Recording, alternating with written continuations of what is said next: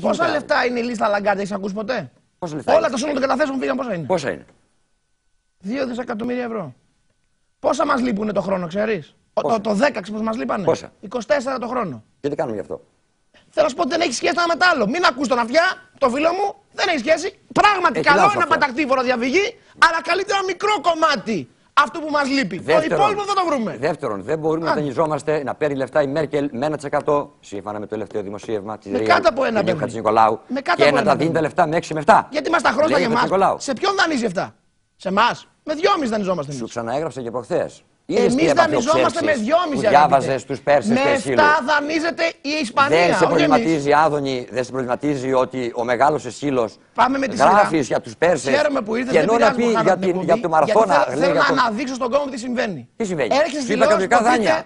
Και μου λέει και σημειώσεις. Έρχεσαι στην τηλεόραση μετά από 2 χρόνια και μου λες. Μου λες φοραπαλλαγές, μου λέμε φόρο φυγάνε. Δεν μπορούμε να τους πιάσουμε. Και μου λες. Αυτό δεν μου λες. Όχι να τους πιάσουμε, σου είπα. Αλλά δεν μας λείπει το πρόβλημα. Γιατί είναι ένα μικρό κλάσμα αυτό που μας λείπουν. Τι δεν καταλαβαίνεις? Και όλοι να την πιάσουμε. Όλα. Δηλαδή, άμα πεθάνει ο κόσμος όλος, δηλαδή για να σωθεί η Ελλάδα χωρίς Έλληνες, θα είναι σωστό? Ποιος το είπε? Είναι δίκιο? Πεθάνει ο κόσμος. Πηδάνε τα μπαλκόνια. Πάω με τη σειρά. Για να καταλάβεις γιατί πραγματικά είναι κρίμα. Ένας άνθρωπος που διαβάζει την αρχαία γραμματεία όπως και την ξέρει, να πέφτει σε τέτοιες λαϊκίστικες ανοησίες. Η Γερμανία δανείζεται όπως όλα τα κράτη. Με τη σειρά, να στα εξηγήσω. Από την ελεύθερη αγορά. Επειδή η οικονομία της είναι πολύ σταθερή και πολύ καλύτερη των υπολείπων ευρωπαϊκών κρατών, οι άνθρωποι που έχουν λεφτά προτιμούν να τα πάνε στη Γερμανία τα λεφτά και να χάνουν, παρά να τα πάνε στην Ισπανία με 7% και να κερδίζουν.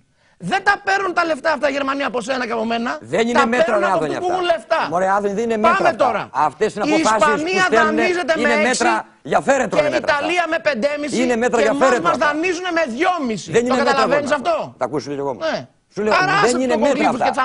Για να υπάρχει μέτρο, πρέπει να υπάρχει κάποιος μετρονόμος, κάποιος να ξαναμετράει. Τούτοι οι άνθρωποι μετράνε 1, κάνουν λάθος. Μετράνε 2, κάνουν λάθος. Είναι φανερό, δεν ξέρουν να μετράνε. Πάμε για τον κρεμό. Καταλάβαμε. Πάμε για τον κρεμό. Δεν έχω παρά μόνο ένα λεπτό. Δεν είναι μέτρα. Ωραία, να Βαγγέλο, επίτρεψε με λίγο, επειδή ξέρω ότι αγαπάς τον Παλαμά, να πω και 2 τελευταία στίχους πριν κλείσω. Δεν έχεις όλοι πεθεούς. Νομίζω ότι μου έχουν έρθει 30 μηδέ λεβέντες η όσα. Δεν θα διαβάζω. Δεν έχεις όλοι πεθεούς. Μηδέ λεβέντες η όσα. Ραγιάδες έχεις μόναχα. Σκυφτούς για το χαράτσι. Κούφχοι κι οκνοί καταφρονούν τη θιά τραχιά σου γλώσσα. Των Ευρωπαίων περίγελο και των αρχαίων παλιάτσι. Ευχαριστώ όλους τους τηλεθεατές που να ανέφηκαν τη στιγμή αυτή και ελπίζω τον Άδωνη να το φωτίσει ο Θεός, αμήν Παναγία μου, να μην ψηφίσει τα μέτρα αυτά που είναι μέτρα, μέτρα νεκροθάφτη για την ελληνική οικονομία. Ξέρει πώς τον αγαπώ. Ναι, εντάξει. Δεν προσωπικά τα θέματα. Στα άλλοτε πολιτικά, φίλος Άδωνης, φιλτά τη δε αλήθεια. Η αλήθεια είναι πάντα με τη δικαιοσύνη, Άδωνη. Είναι αδική αυτό που συμβαίνει.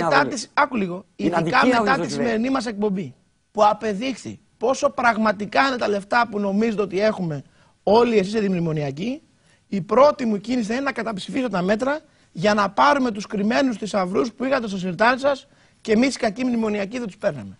Νομίζω όμως ότι ο καθένας κατάλαβε ότι δυστυχώς για μας άλλος δρόμος δεν υπάρχει. Παρά τα αυτά, δεν υπάρχει ένα μήνυμα. Μόνο στο μυαλό μας. Επειδή μου ήρθε ένα μήνυμα ότι δεν τολμάω να βγάλω τον Ανδρέα Αθηναίο, θα επιδιώξω και σήμερα σε επόμενη εκπομπή να έχουμε εδώ τον καθηγητή τον κύριο Ανδρέα Αθηναίο. Που βοηθάει, η Ελευθό, θα το γεννήσει. Σε ευχαριστώ. Τον ηγέτη, τον στρατηγό που θα άγει το στρατό, Άδωνη, δεν έχει ακόμα γεννηθεί. Σε ευχαριστώ πάρα πολύ. Περιμένουμε λοιπόν τον στρατηγό.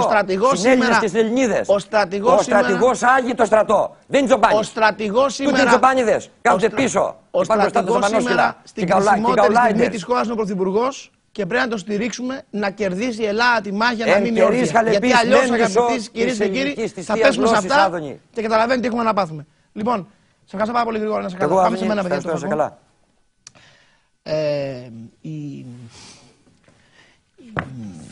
Καταρχάς δεσμεύομαι ότι θα φέρω στην εκπομπή τον κύριο Ανδρέα Αθηναίο. Και δεσμεύομαι θα φέρω στην εκπομπή τον κύριο Ανδρέα Αθηναίο, γιατί κάποιος φίλος τηλεθεατής μου είπε ότι δεν τολμάω να φέρω αυτόν τον άνθρωπο. Θα τον φέρω. Θέλω πριν η δυνατόν την ψήφιση των μέτρων να έχω φέρει οποιονδήποτε εσείς μου υποδείξετε που νομίζετε και που δέχεται αυτή την εκπομπή μου, βέβαια, γιατί ο Καμένος δεν δέχεται, ο Καζάκης δεν έρχεται, μου πείτε αυτούς που δεν έρχονται. Αν θέλουν να έρθουν και αυτοί, καμία αντίρρηση. Λοιπόν, όπου έχουν τη λύση για να βρούμε από αλλού λεφτά. Θέλω όμως να σας πω, εις το λόγο της ανδικής μου τιμής, ότι δυστυχώς είμαστε τόσο άσχημα μπλεγμένοι που από αλλού λεφτά δεν υπάρχουν παρά μόνο στον κόμμα της φαντασίας. Και δυστυχώς οι λογαριασμοί, οι μισθοί και οι συντάξεις και οι υποχρεώσεις δεν πληρώνονται στον κόμμα της φαντασίας, πληρώνονται στον κόμμα της πραγματικότητας. Και οι πολιτικοί έχουμε την ευθύνη να λαμβάνουμε αποφάσεις με γνώμονα τον κόσμο της πραγματικότητας και όχι τον κόμμα της φαντασίας. Γιατί αν το κάνουμε αυτό, η καταστροφή θα είναι βεβαία και θα φέρουμε εμείς οι πολιτικοί, όχι ο λαός, την ευθύνη για την καταστροφή. Και εγώ αυτή την ευθύνη πάνω σώμα μου δεν θα την πάρω. Επίσης, να πω για να κλείσω το κομμάτι της εκπομπής, να πάω στα βιβλία, έχω κάτι τρομερά πακέτα σήμερα, να σας πω ότι όπως πάνε τα πράγματα και με τις γκρίνιες στους εταίρους και με τη δυσκολία του ΠΑΣΟΚ και με τη δυσκολία που έχει μεταξύ της Ευρωπαϊκής Ένωσης και το Διεθνές Νομισματικό Ταμείο και όλα αυτά τα οποία συμβαίνουν, δεν αποκλείεται να μην περάσουν και τα μέτρα από τη Βουλή και τότε θα ζήσετε όλοι εσείς τον αντιμνημονιακό παράδεισο που σας υπόσχονται.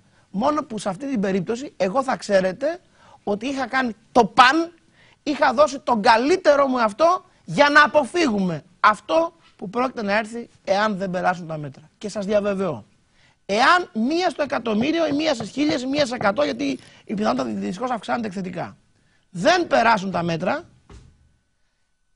το λέω για να καταγραφεί, γιατί είναι πια μια πιθανότητα υπαρκτή. Όλοι αυτοί που βλέπετε και μας βρίζουν για το μνημόνιο θα εύχονται να τους είχε κοπεί η γλώσσα. Γιατί τέτοια θα ζήσουμε. Λοιπόν, και πάω τώρα στα πακέτα της σημερινής εκπομπής, αφού ευχαριστώ τον Γρηγόριο που ήρθα. Το έχω υποσχεθεί. Δεν θέλω κανείς να νομίζει ότι για οποιονδήποτε λόγο εγώ έχω την πρόθεση να κόψω τον λόγο από κάποιον ή να μην δώσω βήμα. Το αντίθετο, μου αρέσει η ελευθερία του λόγου, αλλά μου αρέσει να μιλάμε λογικά και πραγματικά. Κλείνοντας, δεν σχολιάζω την έναρξη εκπομπή με τον Γρηγόριο, τον φωνάξαμε κτλ. Εγώ θα καλέσω και άλλους. Θέλω σε εσάς που είστε οι πιο σκληροί επικριτές μου για τη στάση που έχω πάρει. Που αντιδράτε, γιατί ακούτε όλα αυτά και στα κανάλια. Θέλω να σας πείσω ότι δυστυχώς δεν υπάρχει άλλος δρόμος. Και πιστέξτε με, το έχω ψάξει όσο δεν φαντάζεστε. Αλλά δεν υπάρχει άλλος δρόμος. Παρά τα αυτά, επειδή δεν θέλω να φαίνεται έχω αποκλείσει καμία φωνή, θα ψάξω και τον κύριο Αθηναίο και όποιον άλλον τυχόν μου προτείνεται. Εγώ θα τον καλέσω στην εκπομπή πριν την ψήφιση των μέτρων για να δούμε και να κρίνετε όπως κρίνετε, φαντάζομαι, σήμερα μόνοι σας. Να είστε όλοι καλά.